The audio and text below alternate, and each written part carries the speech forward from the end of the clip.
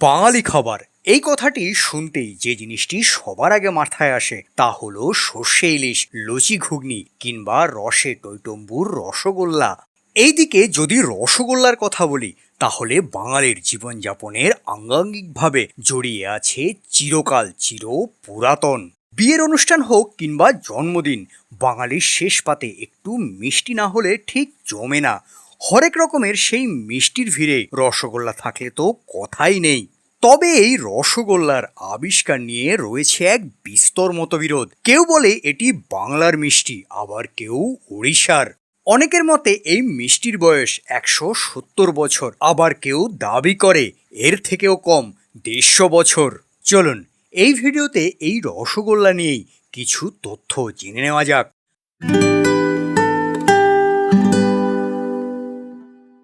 বাঙালির প্রাচীন গ্রন্থগুলোর মধ্যে একটি হলো মঙ্গল কাব্য, যেখানে প্রচুর পরিমাণে খাবার দাবারের উল্লেখ আছে, কিন্তু মজার বিষয় হলো কোথাও রসগোল্লার উল্লেখ নেই। আবার ধরুন কৃত্তিবাসী রামায়ণ কিংবা চণ্ডীমঙ্গলের মতো বইতেও সন্দেশের উল্লেখ আছে, কিন্তু রসগোল্লার কোনো উল্লেখ নেই। এ থেকে বোঝাই যায় রসগোল্লা আসলে বাংলা অঞ্চলের নতুন খাবার। তবে বৈদিক যুগ থেকে দুধ কিংবা দুধ থেকে তৈরি ক্ষীর, দই, ঘি, মাখন শুধু বাংলা অঞ্চল নয়, পুরো ভারত উপমহাদেশের শ্রেষ্ঠ খাবার হিসেবে পরিগণিত ছিল। হিন্দু ধর্মাবলম্বীদের বিভিন্ন দেবদেবতার ভোগেও এই খাবারগুলো নিবেদন করা হতো।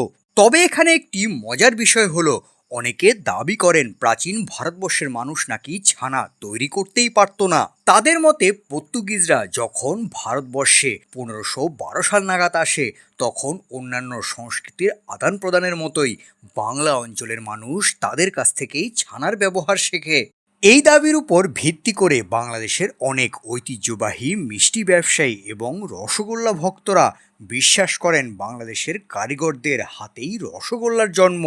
যদিও এই ধারণার উপর কোনো সুনির্দিষ্ট প্রমাণ নেই, তা সত্ত্বেও তাদের দাবি 6ষ্ঠ শতকে দক্ষিণাঞ্চলীয় পটুয়াখালীতে পর্তুগিজরা দুধ থেকে পনির এবং সন্দেশ তৈরি করত। সেগুলো দিয়েই বাঙালি স্ত্রীরা রসগোল্লা বা এই ধরনের মিষ্টি তৈরি করেছেন। অনেকে আবার এটাও দাবি করেন যে বাংলা নয়, পুরীতে ছানার ব্যবহার সব থেকে বেশি পুরনো।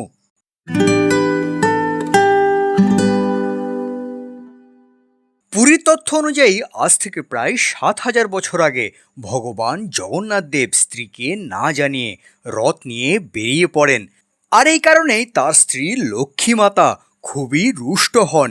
তিনি রথ নিয়ে জগন্নাথ দেবকে মন্দিরে ঢুকতে দেবেন না বলে সিংহদুয়ার বন্ধ করে দেন। শেষে ভগবান জগন্নাথ দেব স্ত্রীর মান ভাঙানোর জন্য হাড়ি ভরা রসগোল্লা নিয়ে আসেন। এই কারণের জন্যই ছানা দিয়ে তৈরি মিষ্টি মহালক্ষ্মী ভোগ দেওয়া বাধ্যতামূলক বলে মনে করা হয়, বিশেষ করে রথযাত্রার শেষ দিনে। একাদশ শতাব্দী পর্যন্ত সাদা বর্ণের কারণে এটিকে ক্ষীরমোহন বলা হতো। যদিও বহুদিন ধরে এটি তৈরির পদ্ধতি মন্দির দ্বারা গোপন রাখা হয়েছিল, কিন্তু তা সত্ত্বেও মন্দিরের বাইরে এটি কিভাবে পৌঁছেছে তা জানা সত্যিই মুশকিল। এই নিয়েও পুরীর লোকের একটি ধারণা রয়েছে। অনেকে মনে করেন মন্দিরের একজন পুরোহিত যখন দেখলেন মন্দিরের আশেপাশে গ্রামে অতিরিক্ত দুধ উৎপাদনের কারণে তা অপচয় হয়, তখন তিনি লোকদের দুধ থেকে ছানা কাটার এবং তা থেকে রসগোল্লা তৈরি করার পদ্ধতি শিখিয়ে দেন। অর্থাৎ উড়িষ্যার মানুষজনের মতে রসগোল্লার আবিষ্কারক তারাই।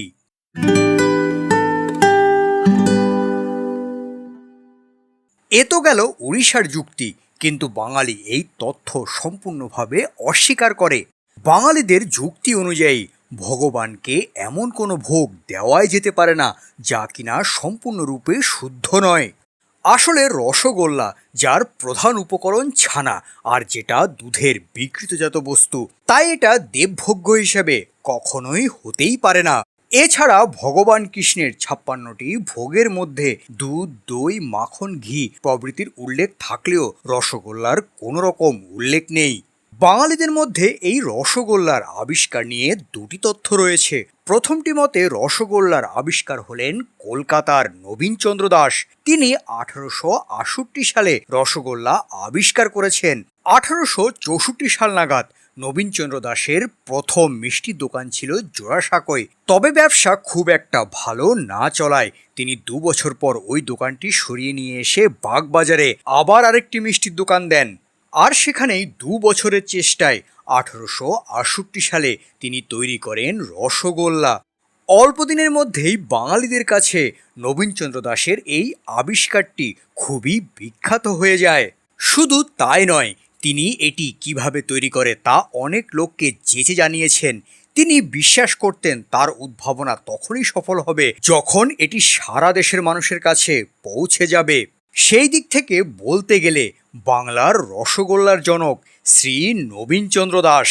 অন্য আরেকটি মত অনুসারে রসগোল্লার আবিষ্কারের ক্ষেত্রে নদিয়া জেলার ফুলিয়া গ্রামের হারাদন ময়রার নাম শোনা যায়। ধারণা করা হয় হারাদন ময়রা 1846-47 সালের দিকে প্রথম রসগোল্লা তৈরি করেন।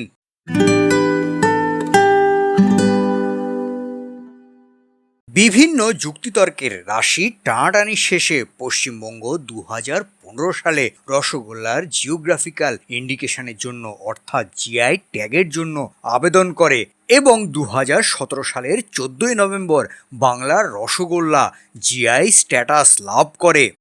অন্যদিকে 2018 সালে উড়িষ্যার নিজেদের রসগোল্লার জন্য জিআই আবেদন করলে 29 জুলাই 2019 সালে আলাদাভাবে উড়িষ্যার রসগোল্লাকে জিআই স্ট্যাটাস দেওয়া হয়। এই হলো রসগোল্লা নিয়ে অল্প কিছু কথা। এই ভিডিওটি আপনাদের কেমন লেগেছে তা নিচে অবশ্যই কমেন্ট করে জানাবেন এবং সাবস্ক্রাইব করবেন আমার চ্যানেলটিকে।